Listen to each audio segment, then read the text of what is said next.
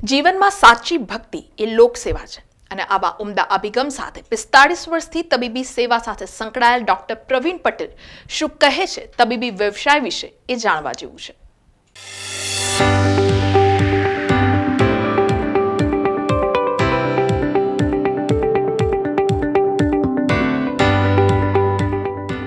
एक बार फिर आप सबका स्वागत है TNA न्यूज़ में और मैं आपके साथ हूँ बीना खिमानी। डॉक्टर होना अपने आप में ही एक गर्व की बात है। ज़्यादातर बच्चे जब छोटे होते हैं तो वो सोचते हैं कि वो हम बड़े होकर डॉक्टर बनेंगे। डॉक्टर हमारे समाज का एक बहुत ही इम्पॉर्टेंट पार्ट है। डॉक्टर हमारे शरीर की छोटी से छोटी समस्या का समाधान जानते हैं और आज इस नोबल प्रोफेशन से जुड़े हुए एक डॉक्टर हमारे साथ हैं। लाइफ टाइम अचीवमेंट अवार्ड से सम्मानित हैं। ग्राहक सुरक्षा अवार्ड मदर टेरेसा जी के हाथों से उन्हें मिला हुआ है और 45 इयर्स प्लस एक्सपीरियंस है। काफ़ी कंट्रीज़ में जाकर उन्होंने पेशेंट को सक्सेसफुली ट्रीट किया है और आज हमारे साथ हैं डॉक्टर प्रवीण पटेल। सर स्वागत है आपका TNA न्यूज़ में। Thanks for inviting me. जी सर आप काफ़ी एक्सपीरियंसड है, 45 इयर्स प्लस एक्सपीरियंस है आपको। काफ़ी ट्रीटमेंट कर चुके हैं आप पेशेंट का सक्सेसफुली अक्रॉस द कंट्रीज़। आपने इस नोबल प्रोफेशन को क्यों चुना? When we are student child, we have lots of dreams and there are so many professions one can choose. लेकिन ऐसा कहा जाता है कि मनुष्य का जो जीवन मिलता है वो बहुत जन्म के बाद मिलता है। तो उस जो मानव जन्म मिलता है तो सबसे बड़ा ये है, भगवान कभी ऐसा किसी को नहीं कहता कि आप मंदिर में जाके मेरी सेवा करो। भगवान ये कहता है कि दूसरे मानव की, दूसरे जो क्रिएचर्स है उनकी सेवा करो और वो सेवा करने के लिए डॉक्टर बनना बहुत ज़रूरी होता है। सो मेरे दिमाग में ये चीज़ें आई तो मैंने प्रोफेशन चूज़ किया कि मैं दूसरों लोगों की सेवा कर सकूं। जी it's the ground of humanity है कि किसी को सेवा करते हैं तो वो भगवान की ही सेवा है। जी ऐसा मेरा मानना है। जी और जैसा कि हम सब जानते हैं कि कोरोना महामारी चल रही थी और उसमें डॉक्टर्स ने अपनी खुद की प्रायोरिटी को साइड रखकर समाज के लिए बहुत ही अच्छा काम किया है और आज डॉक्टर्स की बदौलत ही है हम सब की अच्छे से हम अभी अपना जीवन जी रहे हैं। जब कोई पेशेंट आपके पास में आता है तो अपनी जब समस्या आपको बताता है तो आप किस तरीके से उसको ट्रीट करते हैं? क्या आपके हॉस्पिटल की क्या USP है? यूजुअली कोई भी पेशेंट डॉक्टर के पास जाता है तो जो सिम्टम्स है उस सिम्टम्स को चेक करके आइदर प्रिस्क्रिप्शन लिखेंगे या जो भी इनका प्रोसीजर करने का तो वो करते हैं। मेरा मानना ये है कि अगर हम सिम्टम्स से ट्रीट करेंगे तो बार बार वो होने वाला है, क्योंकि हमने सिम्टम्स किया है, हमने क्यों हुआ है, जो कॉज है, जो रीज़न है वो हम चेक नहीं किया। तो हमारी हॉस्पिटल में हम क्यों हुआ ये डिसीज़ या जो भी इश्यूज़ है क्यों हुआ उसके कारण जानने की कोशिश करते हैं, फिर उस कारण को जो मूल कॉज है उसको हम ट्रीट करते हैं तो रीअकर होने का चांसेस बहुत कम होता है। तो हमारा थोड़ा इस तरह से है। दूसरा कि हम एक थेरेपी यूज़ नहीं करते। पेशेंट आता है तो उसको काफ़ी अलग अलग थेरेपी की ज़रूरत होती है। It could be allopathy, could be Ayurveda, could be naturopathy, could be homeopathy.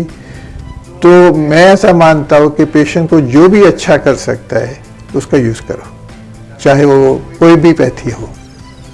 इस हिसाब से इंटीग्रेटिव मेडिसिन हम करते हैं जो पेशेंट को बहुत अच्छा रिजल्ट मिलता है। जी एक बात मैं आपको बताना चाहूँगी कि डॉक्टर प्रवीण पटेल जो हैं वो काफ़ी वडोदरा के फेमस डॉक्टर हैं और उनकी हॉस्पिटल का नाम है doctor Praveen Patel's innovative hospital and research centre private limited. Sir आपके हॉस्पिटल की एक बार फिर से मैं जानना चाहूँगी क्या USP है? So first of all, any doctor you go, any hospital you go, any clinic you go, doctors do not have much time with the patient. So when the patient comes to us, we try to know not only his or her diseases, but her lifestyle also, because that makes difference why the disease has occurred. So we check lifestyle. We give almost minimum half an hour to each patient. That is minimum. Could be 1 hour, could be 1.5 hours. And then we treat with the different therapies. We are not depending only on one therapy like allopathy or Ayurveda. We are just having the best of every pathies, and then we treat the patients. We also do use the regenerative medicine, जी where we do not need any surgery. Without surgery or surgery less, we do the procedures. We are able to create the cartilage in the knee. We are able to take care of the spine without any surgery. So many things which we are doing, like a cancer, we are treating very differently. We are not using any chemotherapy, we are not using any radiations, but we have our own techniques, our own research done base. So we use that thing, and we are able to help the patients. जी sir, एक important question है, how do you diagnose why? How do you diagnose and why? We have the normal practice, we ask the questions, we see the reports and everything. Besides that, we have one software. So in many cases, we use that software to diagnose the patients. That software known as a quantum. It was invented by the NASA scientists many years ago. I do have that software, and sometimes it diagnoses better than the pathological lab even. And sometimes we confirm with the lab also. So we have that different way to do it also. Sir, एक patient जब आता है तो आप उसे उसकी history पूरी check करते हैं. एक पेशेंट में कौन सी ऐसी एबिलिटी होनी चाहिए कि वो खुद में ही एक महसूस करे कि मुझे क्योर होना है? 3 things are very important. First, he must follow what the doctor says. Secondly, he must have positive thinking.